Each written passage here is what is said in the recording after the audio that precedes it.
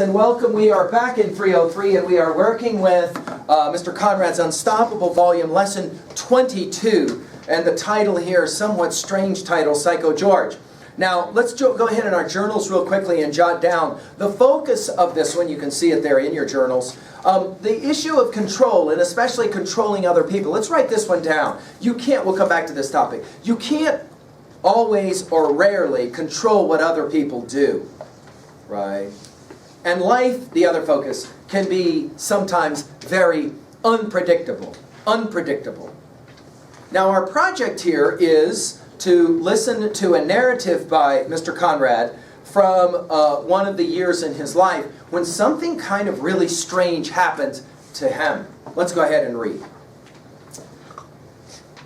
1985 was quite a year. In addition to getting ripped from my teaching job, we bought our first house that summer, and it wasn't your typical starter home. It sat on 8 city blocks, built in 1889, an old Victorian that needed tons of work. The property also had a duplex apartment and 5 other rental cottages. All of those units were dilapidated as well. I was confident I could take on this humongous renovation project because of the skills I was gaining as a maintenance man for our little school district. I was a little less confident about George. His name was Swatko. He was 72 years old, had been living in one of those rundown cottages for the past 12 years. I'd never met George until after we closed on the house. The previous owners tried to downplay his looks as we left the abstract office. I met George for the first time a couple of weeks after we moved in. He gave me the creeps. He looked very disheveled. This means that his appearance is not very clean. With his shirt unbuttoned, his shoes untied.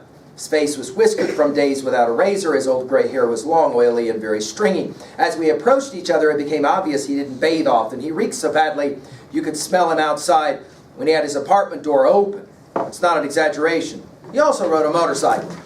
It was rumored that years before he moved in, someone was murdered in his apartment. Although I never believed much in ghosts, the apartment did appear to be haunted, judging by George's looks. Some of my students called him Freddy Krueger, named after that gruesome, ghoulish character from the movie A Nightmare on Elm Street. We inherited George on the day we bought the house. In the beginning, everything was cool. Even though he was scary to look at, George was friendly to talk to. He never asked me to fix anything inside his apartment. Since I didn't even have a key, I never saw the inside for 5 years.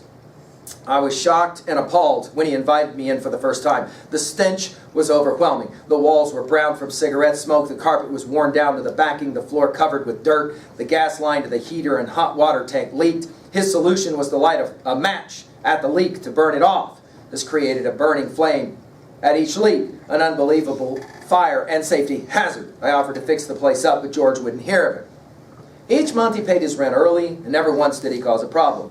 I even made a comment one day that George was our best tenant. Why couldn't they all be like George? I said to my wife, Vicki. 2 years later, I would realize I was wrong, almost dead wrong. Spring. We invited George to come inside our home many times. He never did. Then one spring day in May 1990, he asked to come in. He was crying and visibly shaken. I talked to Vera today at the Come and Go, he began. Vera and her husband Fred owned our property back when George first moved in many years ago. She pointed at my shoes and said I looked like a homeless person. He sobbed as tears rolled down his cheeks. George's shoes were so old and worn that they were more like sandals. His toes were sticking out. What did she mean by that? He questioned me. I was caught off guard. I thought maybe he was pulling my leg. I don't know, George. I'm sure she was just joking with you, I said. George raised his voice. No, she wasn't. He became even more upset.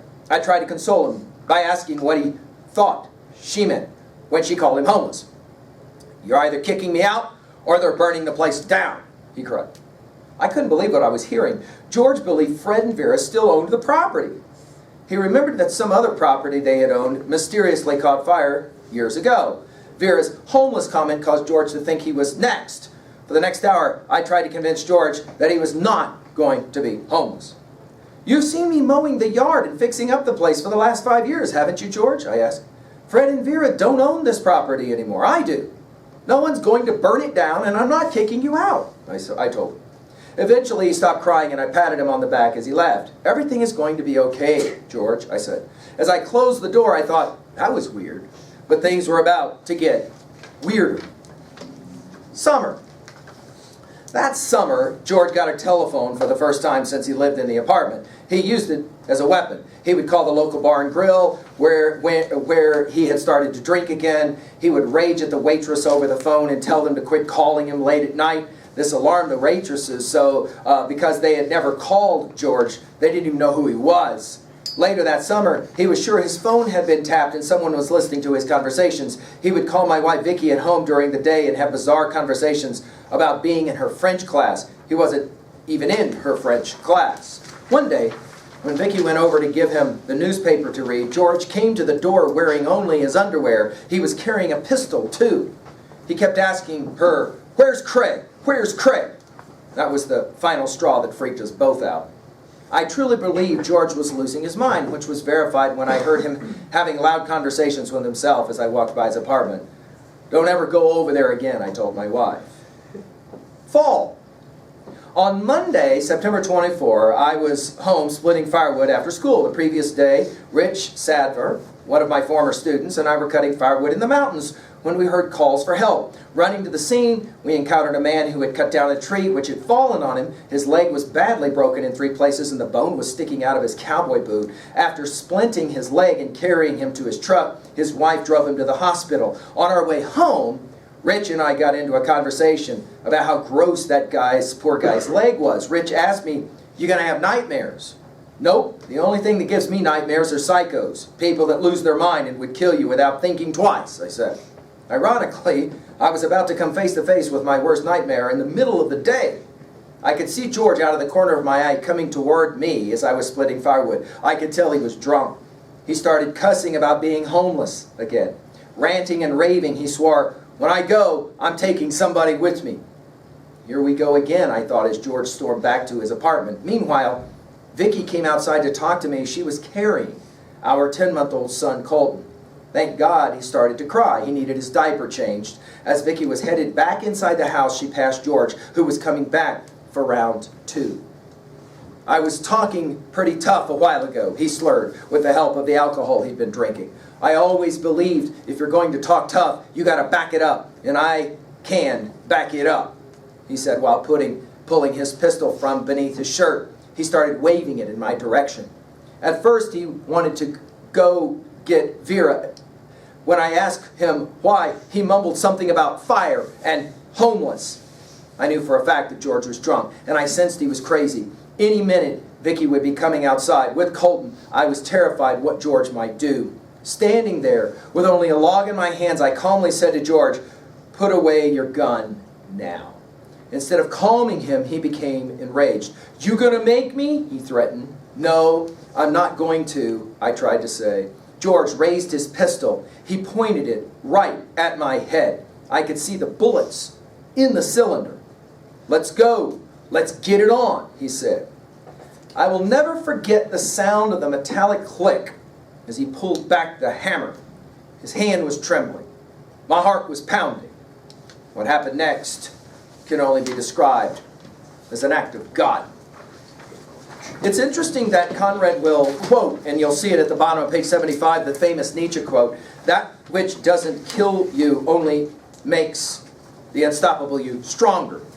Let's jot down a couple of quick notes. The most obvious here for us with an unstoppable philosophy is the damaging effect of alcohol. No question. Notice in this story, we're going to have somebody doing something pretty stupid. Alcohol obviously playing a key role. It's often the case that students will hear Mr. Conrad say that the drinking that starts when you're young becomes the serious problem when you're old. No question, this story obviously plays into that one. But let's put a couple of other observations really quickly in our journals. One, write these down. Life, obviously, this story suggests it can be very unpredictable. One minute you're chopping wood, the next minute you're looking down the barrel of a revolver, and your life is about to be ended, and obviously, possibly the life of your wife and child. Notice, as we said before, you can't always control what others do. You can only control what you can do, right? And then finally, and this is a very interesting question as well for your own life, when was probably the time in your life that you were the most frightened, the most scared? Obviously, this being one of those for Mr. Conrad. Well, there you go, lesson 22. Thank you. We'll come back to lesson 23 to find out what happened. Thank you.